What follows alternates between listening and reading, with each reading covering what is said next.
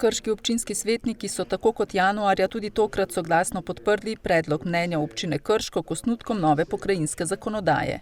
Potrditev odločitve občinskega sveta je dokončna. Svoje stališče in odločitev do pokrajinske zakonodaje, to je, da si Posavje zasluži svojo pokrajino, pa bodo posredovali državnemu svetu.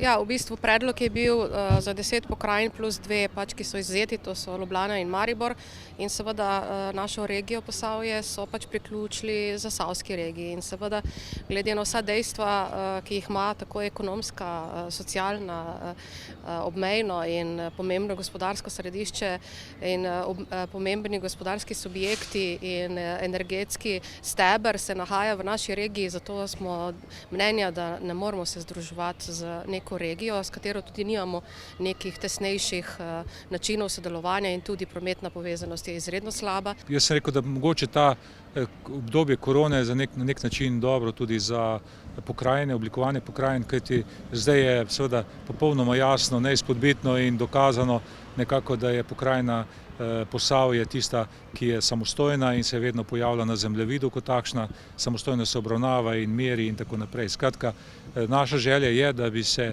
pokrajina, ki sicer že na papirju obstaja veliko let, da se enkrat tudi formalizira, se ji dodelijo dolžnosti in pravice, ki jih bodo imele pokrajine, da začnejo funkcionirati tako, kot si sicer želimo. V Krškem upajo, da bodo snovalci zakonodaje upoštevali njihove predloge. Da ne bodo samo upoštevali ta zemljepisni vidik, pa vidik števila, ker že zdaj imamo 12 statističnih regij. Ne?